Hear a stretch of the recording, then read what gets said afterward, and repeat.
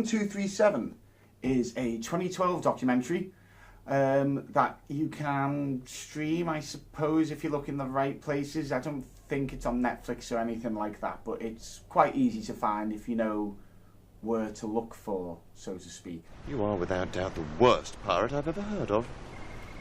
But you have heard of me. Bitches ain't shit but hoes and tricks. Lick on these nuts and suck the dick. The synopsis is: filmmaker Rodney Ash analyses the Stanley Kubrick film adaptation of Stephen King's classic horror novel, The Shining. That, to me, is a lie. Mr. Ash doesn't analyse a thing in this. So there's no actual real original material in this film. It uses scenes from all of Stanley Kubrick's films, give or take, and what is being narrated is a bunch of people giving their opinions of the theories, as it were, on what The Shining is trying to say, what Stanley Kubrick was trying to tell us all in The Shining. Yeah, so Stanley Kubrick had a very specific way of doing things. He was a very visionary director. And one of the most unusual things that people said when they first saw The Shining, and have obviously since seen The Shining, is the amount of movie mistakes in it. This has caused a lot of people to come up with, like I just said, theories, almost like conspiracy theories of why he did it and what have you. And these are them being vocalised, and with the scenes to show some of them, and with people, like, a good example is a lot of the people speaking, who you never see the faces of, they say, so I came out of the cinema wondering what I'd just seen, and it shows, I think, the scene from Eyes Wide Shut where Tom Cruise comes out of the cinema. That's kind of how the whole documentary is. There's no original footage in this. There's none of this whatsoever. After watching The Shining, and now watching this documentary, I think everyone is talking absolute pants. Absolute gobbledygook.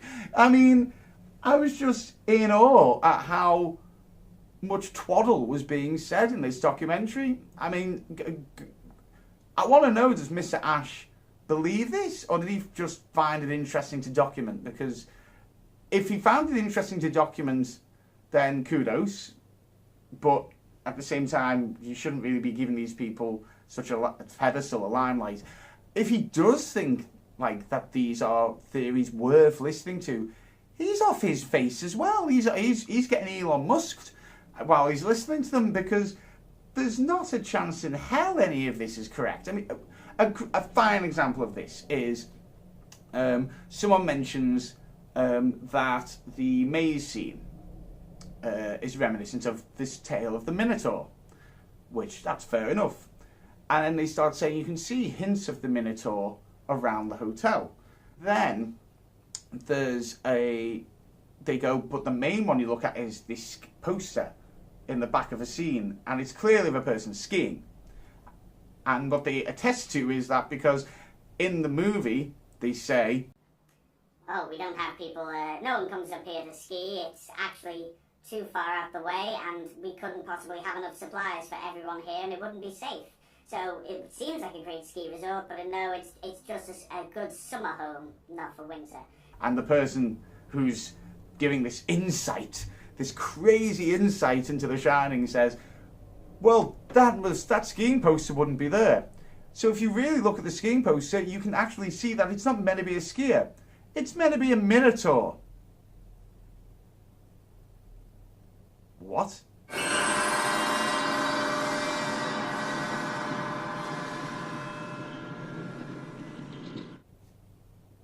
Hey? You know, and there was lots of this. I mean, I've watched some crazy conspiracy theory documentaries. I've had some crazy conspiracy theories of my own. And I get it. There's a lot of things that don't make sense in this film, why Stanley Kubrick would have done it. There's things like trying to link him to the Apollo 11. You know, people think Stanley Kubrick faked the moon landing. And and I'm going on record right now that here on What's Up Doc, I am total neutral ground when it comes to the moon landing. If you're going to say that we didn't have the technology to go to the moon, you have to admit that we didn't have the technology cinematically to fake a film of a moon landing as well. That's by the by. Anyway, yeah, so watching this back, I was bored, because the other thing as well is, remember, they're not using any original material. They're just using material from the film and from other Stanley Kubrick films.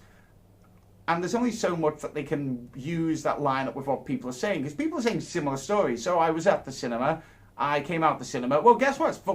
Tom Cruise is back on the screen, coming out the cinema, and it's. I mean, some of the theories are just ridiculous. I personally wouldn't have given them the time of day.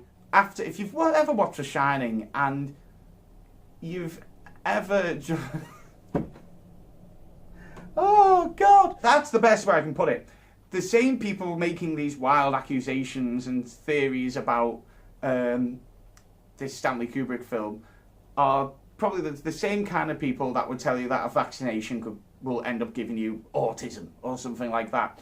No, there's nothing there. It's just wild things you're just grasping at and just throwing it and just seeing what sticks. It's absolutely mental. I would personally, I'm a man of science, a man of logic, and I would say that the reason that some things in this film are a bit jarring are exactly that. They're just, maybe a chair isn't in the same scene twice because Stanley Kubrick didn't like the chair and moved it and then kept it in to make the scene maybe seem a bit more jarring. There's another, my personal theory on the whole thing, by the way, is people are allowed to make a bad film. Like, everyone's got a good book in them. I believe everyone's got a bad film in them. And I believe that it's not a bad film, but I think that Stanley Kubrick, possibly the workaholic that he is, maybe just phoned this one in a bit. Maybe got focused on things that didn't matter. Like, it's such an odd movie anyway, you know what I mean? It's just so odd. But yeah, Room 237, it will divide opinion, I think. I think if you're really open, if you're really open-minded, the kind of person who thinks Elvis and Hitler are still alive today, somehow, like heads in jars somewhere, you might get onto this. But if you're a more logical person, you might just think you're listening to the mad guy on the bus who starts speaking to you for no reason whatsoever. So Room 237, I'm giving 2 docs. Yo! Marty, is that you? Hey, Doc! What did you think of it? If you've ever seen it, let me know in the comments down below. Don't forget to rate, like, subscribe, all that jazz. And don't forget to go over to www.talknerdy.uk to see this and more. I've been JB. Love you all. Peace!